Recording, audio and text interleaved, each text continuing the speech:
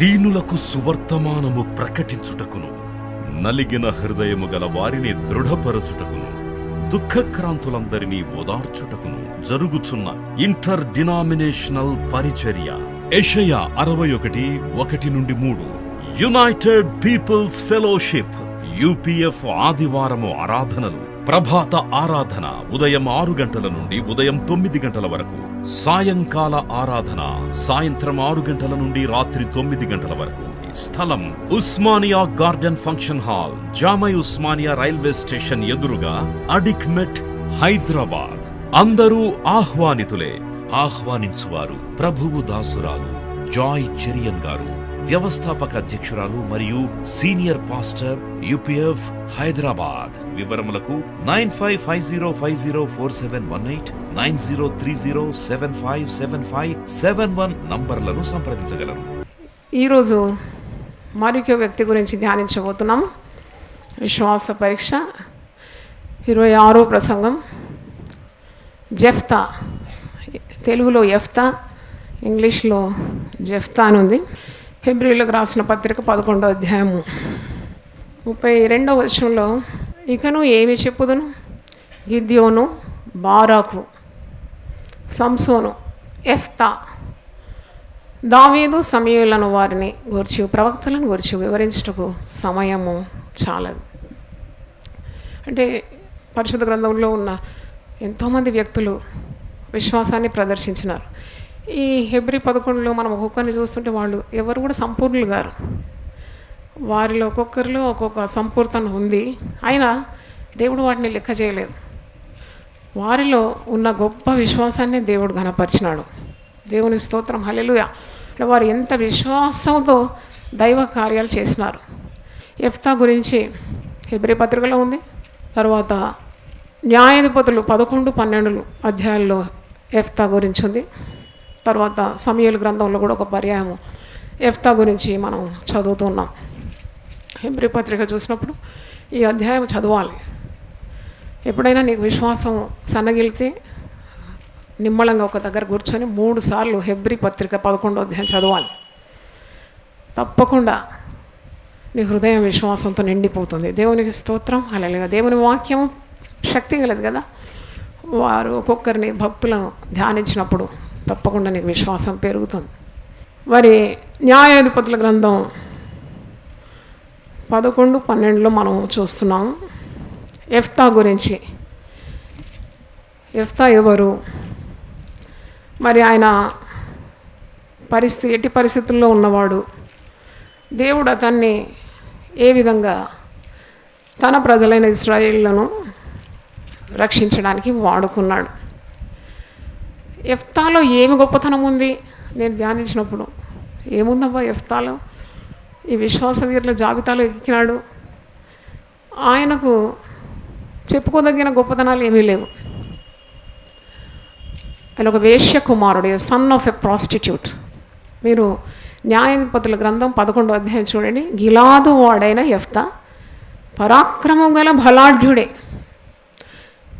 అతడు వేశ్య కుమారుడు. వేశ్య కుమారుడు అన్నప్పుడు ఎంత చిన్న చూపు కదా, ఎవరు లెక్క పెట్టరు. గిలాదు యెఫ్తాను కనెను. తండ్రి పేరు గిలాదు. గిలాదు భార్య అతనికి కుమారులను కనగా వారు పెద్దవారు యెఫ్తాతో, నీవు అన్య స్త్రీకి పుట్టినవాడు గనుక మన తండ్రి ఇంట నీకు స్వాస్థ్యము లేదని. యెఫ్తాది బ్యాక్గ్రౌండ్ చెప్తున్నాను అన్నమాట. ఎటువంటి పరిస్థితుల నుండి వచ్చినవాడు, హీనమైన దశ,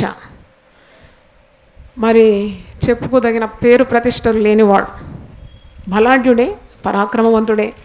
కానీ తండ్రి యొక్క స్వాస్థ్యానికి యోగ్యత లేనటువంటి వాడు, అన్నదమ్ముల చేత తరిమి వేయబడినవాడు. యెఫ్తా తన సహోదరుల యొద్ద నుండి పారిపోయి టోపు దేశమున నివసింపగా అల్లరి జనము యెఫ్తా యొద్దకు వచ్చి అతనితో కూడా సంచరించుండాను. ఇల్లు వదిలిపెట్టి టోబు అనే ప్రదేశానికి వెళ్ళిపోయినాడు. అక్కడ అల్లరి జనముతో సహవాసం చేస్తున్నాడు. అల్లరి జనము అంటే పనికిమాలిన వారితో సహవాసం మొదలుపెట్టినాడు. ఒక దొంగ అయిపోయినాడు, దోపిడిగాడైపోయినాడు. తండ్రి స్వాస్థ్యంలో పాలు లేకుండా ఇలాగూ దిక్కు లేకుండా ఉండేవాడు. నాకు ఇది చదివినప్పుడు మరి యెఫ్తా అంటే దాని అర్థము, ఆ పదం యొక్క అర్థము తెరుచువాడు, విడిపించువాడు అని పర్యాయ పదంలో అర్థం ఉంది. దేవుడు ఏ విధంగా ఈ వ్యక్తిని ఎన్నుకున్నాడు? దేవుడు ఎప్పుడైనా ఎవరినైనా ఎన్నుకోవడానికి వారి కుటుంబ శ్రేష్టత కావాలా, లేకుంటే వారి చదువు కావాలా, వారి అందం కావాలా, వారి యోగ్యతలు ఏముండాలి, దేవుడు ఎన్నుకోవాలి ఒక వ్యక్తిని అంటే నాకు పరిశుద్ధాత్ముడు బోధించినాడు.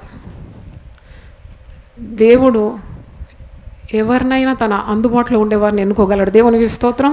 God can choose any person.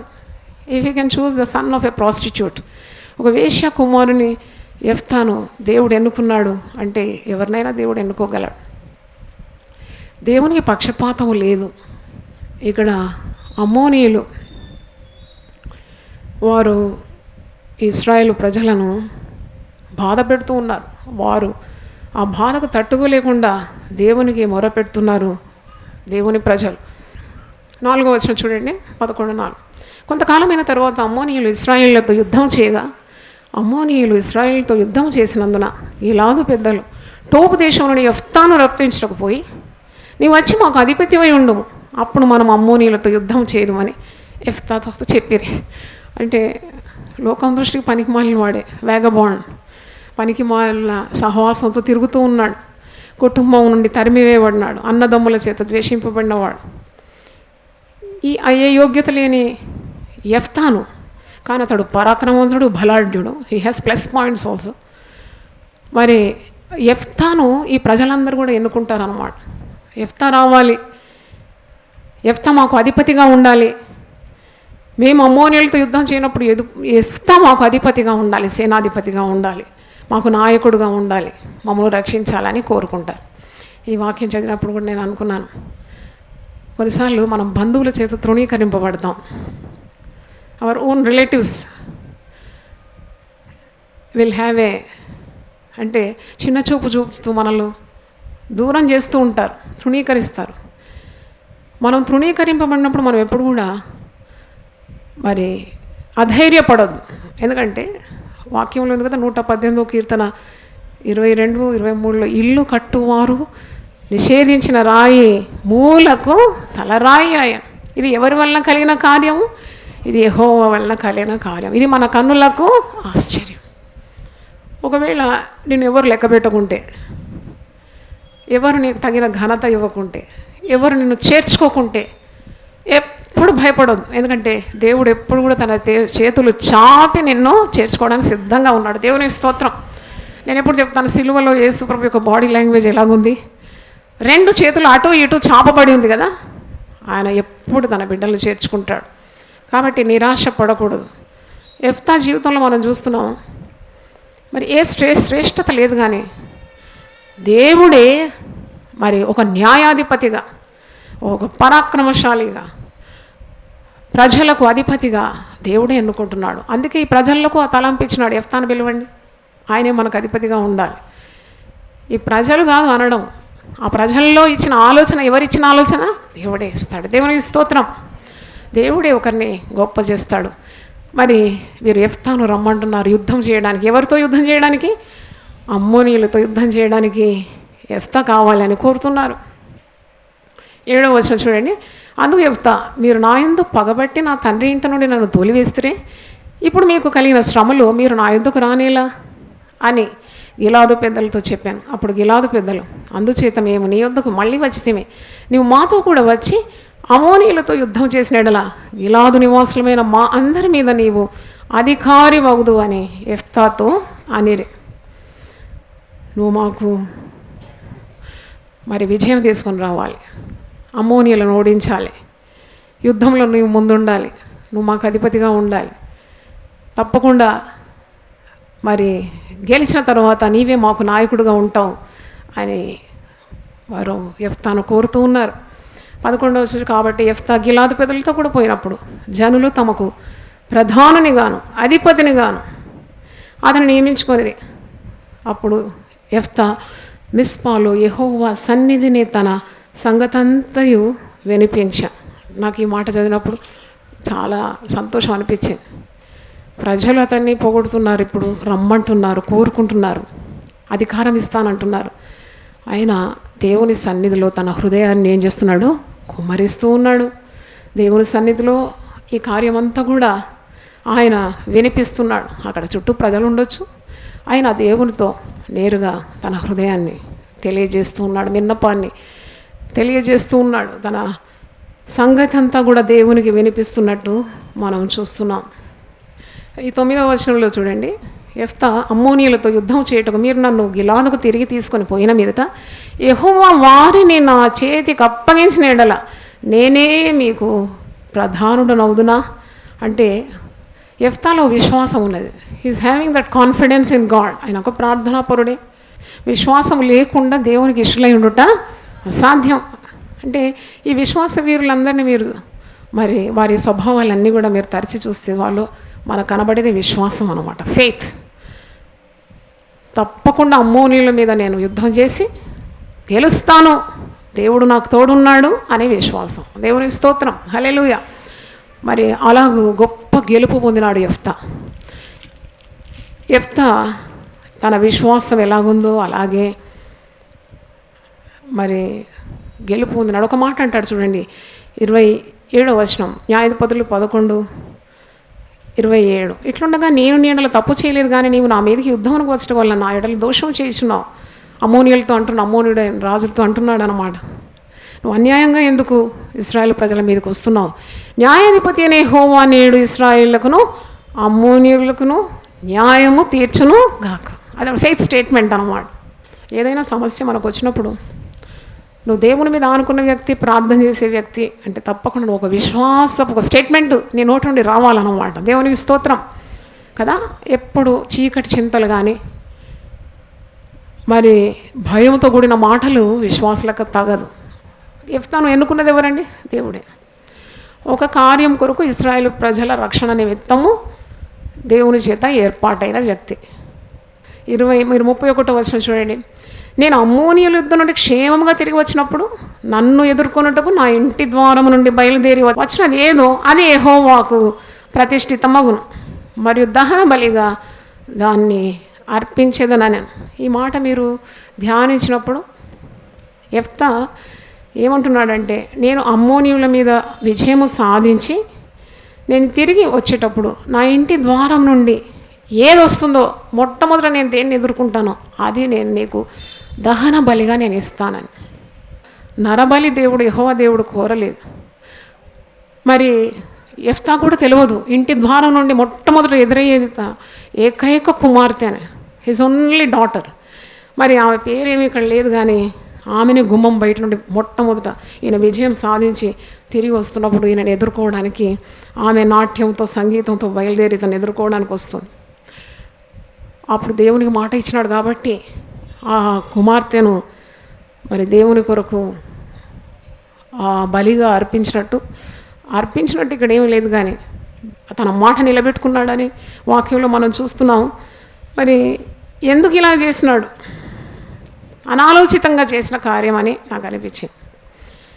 దేవుడే పిలుచుకున్నాడు యెఫ్తాను. దేవుడు పిలుచుకుంటే యెఫ్తాకు ఎవరు తోడుంటారు? దేవుడు తోడుంటాడు.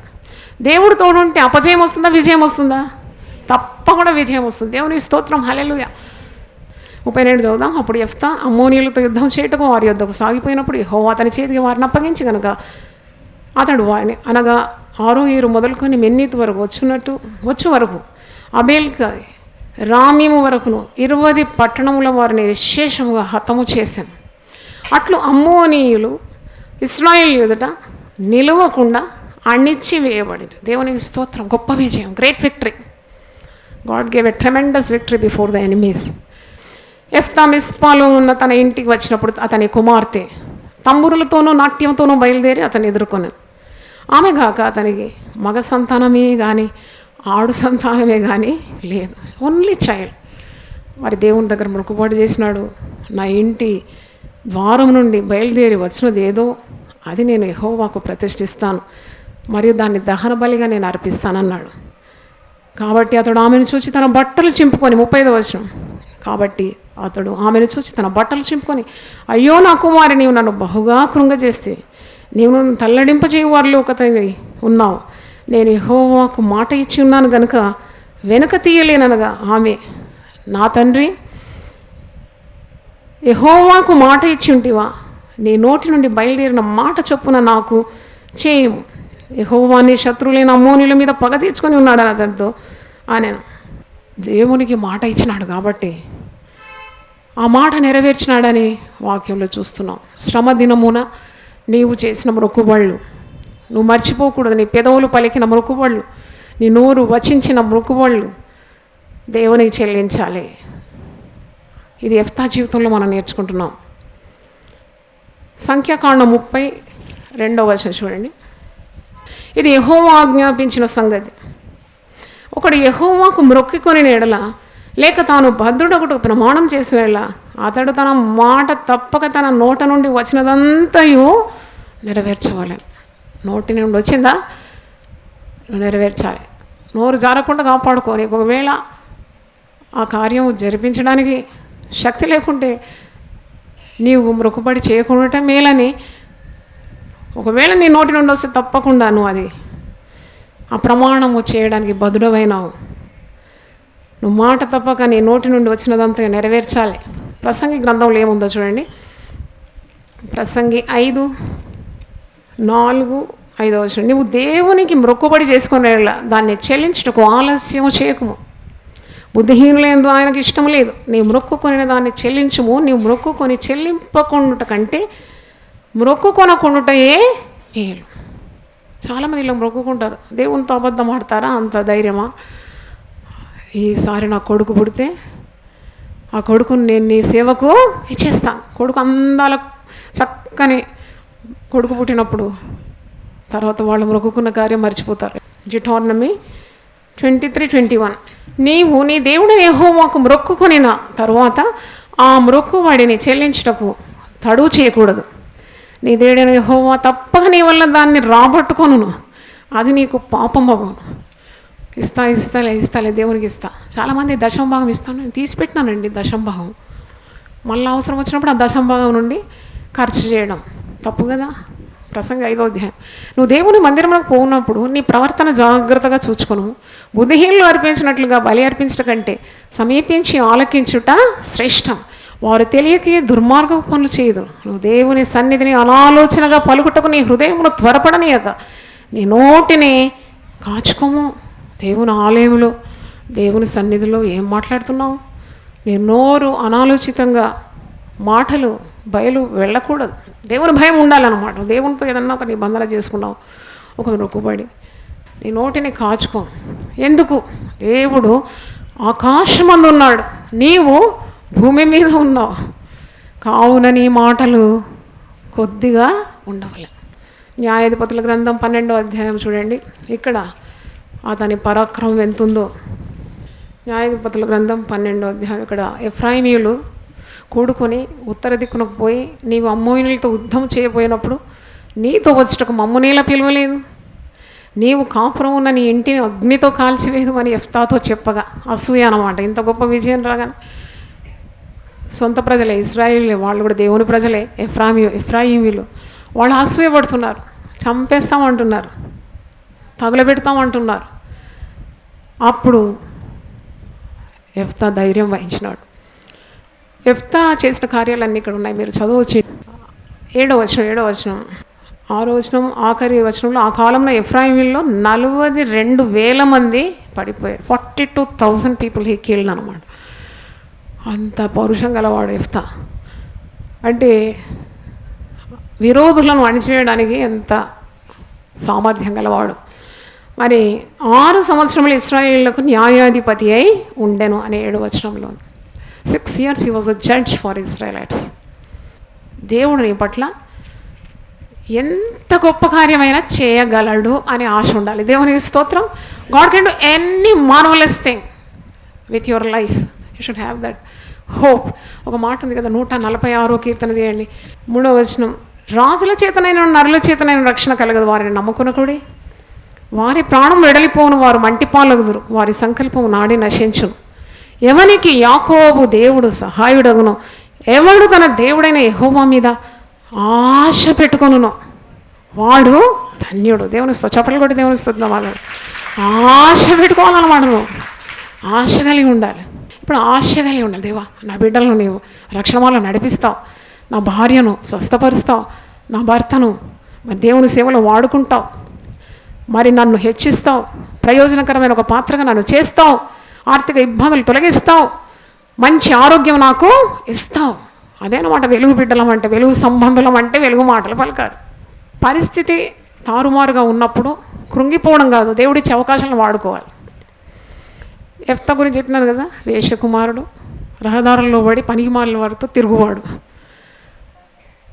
మరి దేవుడు అతనికి కనికరం చూపి ప్రజల్లో ఒక ఆలోచన ఇచ్చి, యెఫ్తా లాంటి బలాఢ్యుడు పరాక్రమవంతుడు కావాలి, శత్రుల బారి నుండి మనం రక్షింపబడాలంటే యెఫ్తానే కావాలనే ఆ తలంపును దేవుడు ప్రజల్లో ఇచ్చి, పనికిమాలిన వాళ్ళతో తిరిగి ఆ యెఫ్తాను మరి దేవుడు పిలుచుకొని తన ఆత్మను కుమ్మరించి ఘన విజయము తన ప్రజల కొరకు సాధించి శత్రువులను అణిచివేయగలిగినాడు. చప్పట్లు కొట్టి దేవుని స్తుతిద్దాం. హల్లెలూయా.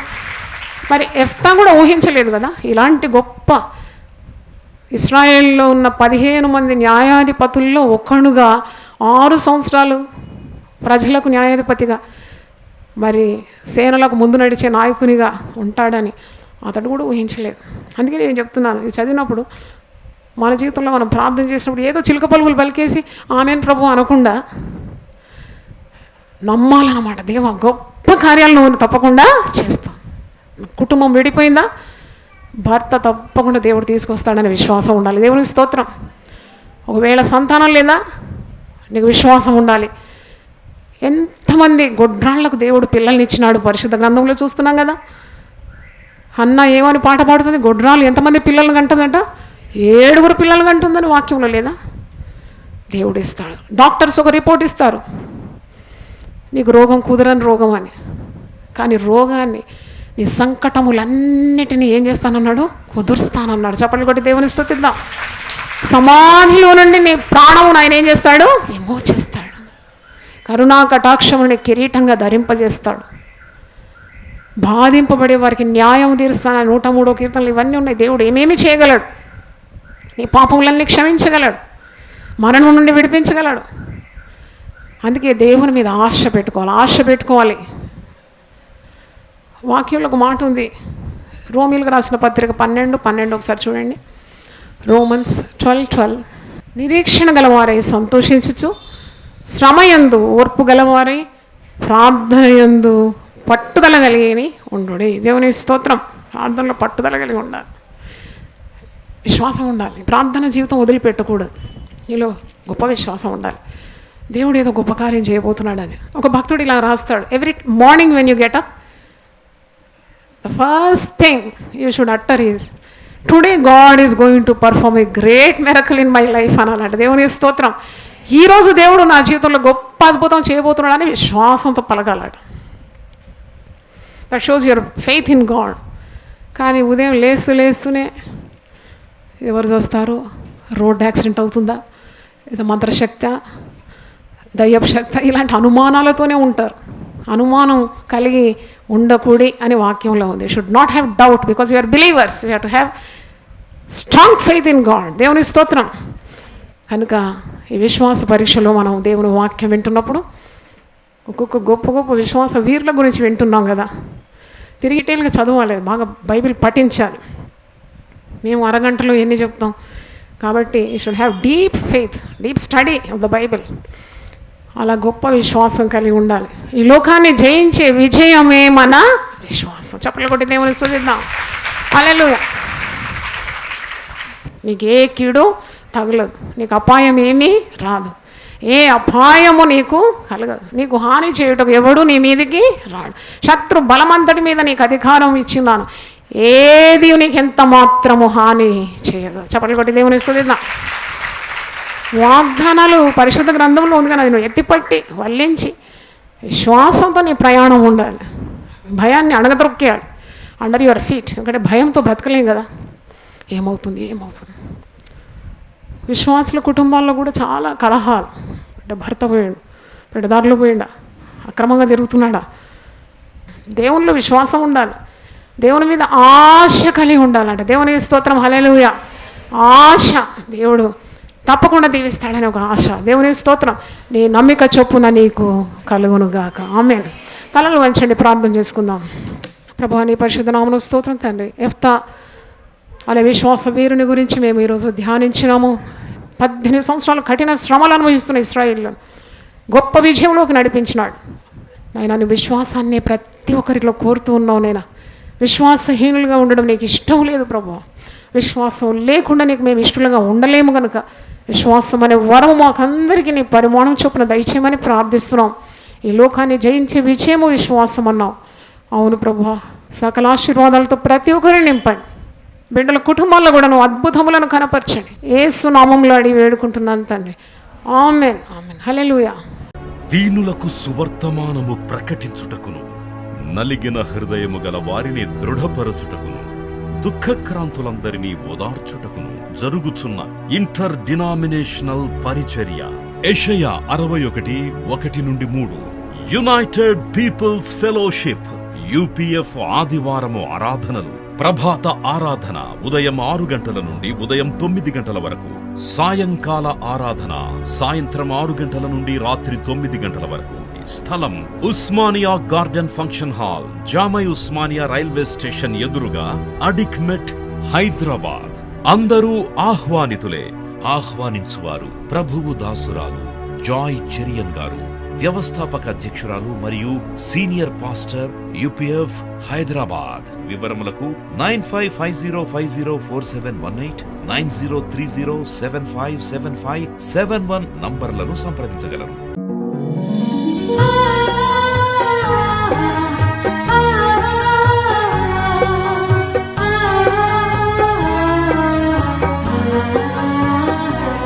నీ ధనము నీ ఘనము ప్రభు యేసుదే, నీ దశమా భాగము నీయ వెనుదీతువా. నీ ధనము నీ ఘనము ప్రభు యేసుదే, నీ దశమా భాగము నీయ వెనుదీతువా. ధరలోన ధనధాన్యములనీయగా కరుణించి కాపాడి రక్షింపగా. ధరలోన ధనధాన్యములనీయగా కరుణించి కాపాడి రక్షింపగా. పరలోకనాదుండు నీకీయగా మరి యేసు కొరకీయ వెనుదీతువా. పరలోకనాథుండు నీకీయగా మరి యేసు కొరకీయ వెనుదీతువా. నీ ధనము నీ ఘనము ప్రభు యేసుదే, నీ దశమా భాగము నీయ వెనుదీతువా. పాడి పంటలు ప్రభువు నీకీయగా కూడు గుట్టలు నీకు దయచేయగా. పాడి పంటలు ప్రభు నీకీయగా కూడు గుట్టలు నీకు దయచేయగా. వీడంగ ప్రభు యేసు నామంబును గడువేల ప్రభుకీయను క్రైస్తవా. వేడంగ ప్రభు యేసు నామంబును గడువేల ప్రభుకీయను క్రైస్తవా. నీ ధనము నీ ఘనము ప్రభు యేసుదే, నీ దశ